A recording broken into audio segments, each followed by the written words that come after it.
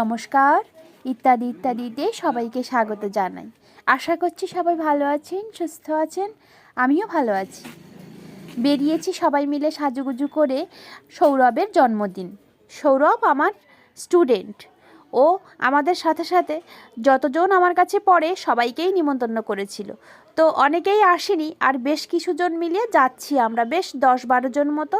তো সবাইকে এক জায়গায় করতে একটু দেরি হচ্ছিল, তো সেজন্য আমরা দাঁড়িয়ে অপেক্ষা করছিলাম। ওই যে দুজন চলে এসছে, আর এরম করে আমরা চলেও গেছিলাম সৌরভদের বাড়িতে।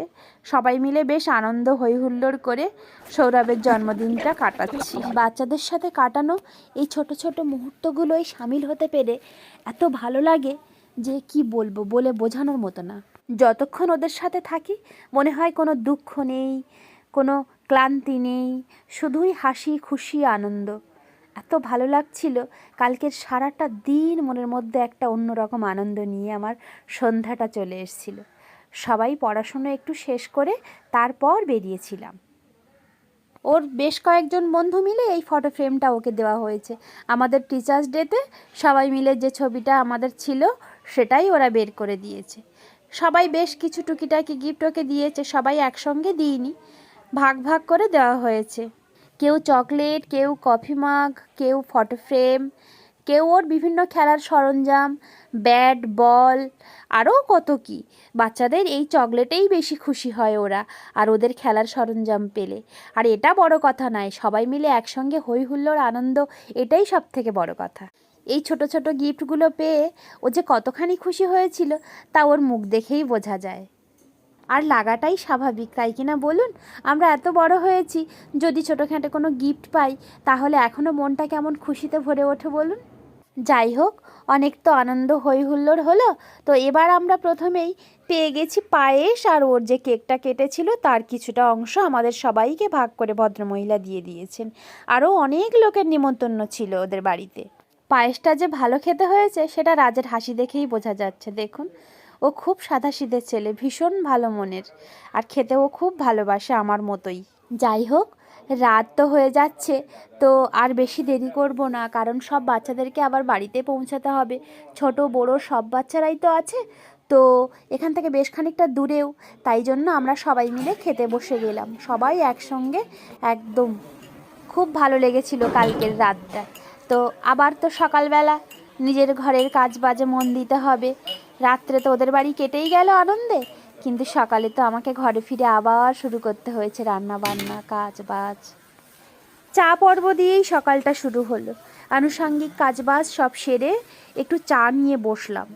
এই গরম চায়ে হালকা একটু চুমুক দিতেই যেন ঘুমের জড়তাটা কেটে গেল। একটা ফুরফুরে মেজাজ নিয়ে সকালটা শুরু করা যাক।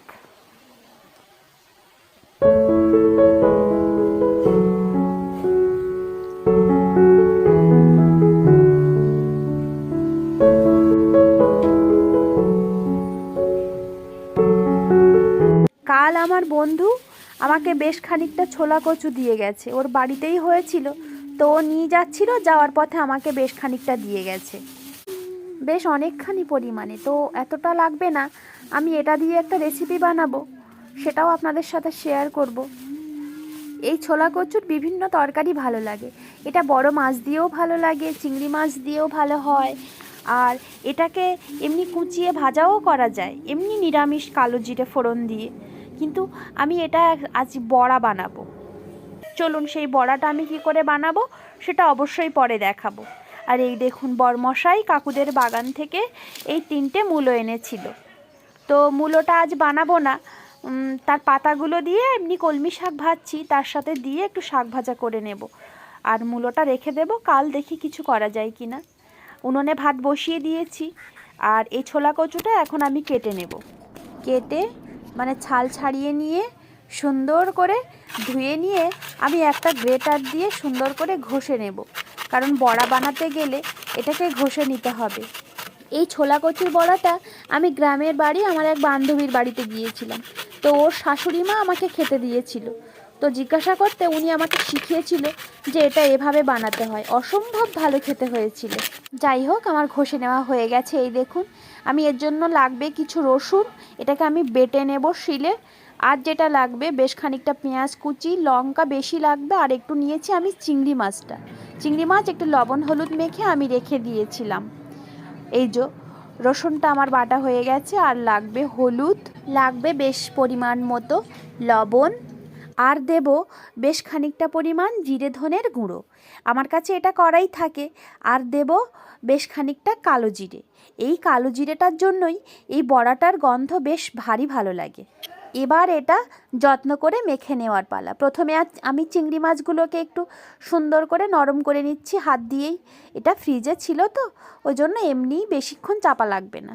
তারপর রসুন, পেঁয়াজ কুচি, লঙ্কা কুচি, লঙ্কাটা একটু বেশি পরিমাণে দিতে হবে, একটু গুঁড়ো লঙ্কা থাকলে ভালো হয়, আমার কাছে ছিল না তাই কাঁচা লঙ্কাই ব্যবহার করেছি। এবার আমি ব্যবহার করেছি বেশ খানিকটা বেসন।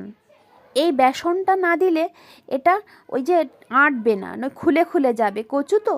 এই যে দেখুন আমি সুন্দর করে একটা মণ্ড মতো বানিয়ে নিয়েছি, একদম সুন্দর করে মেখে নিয়েছি, লবণ টবণ একদম সব ঠিকঠাক হয়েছে। আর কড়াই আগে থেকেই আমি তেল গরম করতে বসিয়েছিলাম। এটাকে একেবারে ডিপ ফ্রাই করা যাবে না, ওই যে শ্যালো ফ্রাই করতে হবে। আর এরম করেই ভদ্রমহিলা আমাকে শিখিয়েছিলেন, তাই জন্য আমি এভাবেই জানি। এটা ছোট ছোট গোল্লা মতো পাকিয়ে নিয়ে একটু চ্যাপটা করে তারপরে দিয়ে দিতে হবে একদম কড়াইয়ের সাইড দিয়ে। আমি একেবারে 4-5টা একসাথেই দিয়ে দিয়েছি। এপিট ওপিট করে বেশ সুন্দর মতো রং আসলে এটাকে তুলে নিতে হবে। একবার তুলে নিয়ে আমি আরও একবার করে দিয়ে দিয়েছি। আর এত ভালো খেতে হয়েছে, বরমশাই আগেই খেতে বসে গেছে, তাই জন্য আমি বুঝতে পারলাম এটা কতখানি ভালো হয়েছে। আর অনেকগুলো হয়ে গেছিলো তো ও খেয়ে নিয়েছে বেশ খানিকটা, আর ও তো বেরোবে তাই জন্য ভাত খেতে বসে গেছে। যাই হোক, আজ আর দেরি করব না। আপনাদের কেমন লাগলো আমার পুরো ভিডিওটা অবশ্যই কমেন্ট করে জানাবেন। আর আমার বড়াটা আপনাদের কেমন লাগলো খেয়ে অবশ্যই বলবেন কিন্তু। আজ তাহলে আসছি, আবার আসবো নতুন একটি পর্ব নিয়ে। সকলে খুব ভালো থাকবেন, সুস্থ থাকবেন। আর আমার ভিডিওগুলো যদি ভালো লেগে থাকে লাইক, কমেন্ট, শেয়ার, সাবস্ক্রাইব করে আমার পাশে থাকবেন। নমস্কার।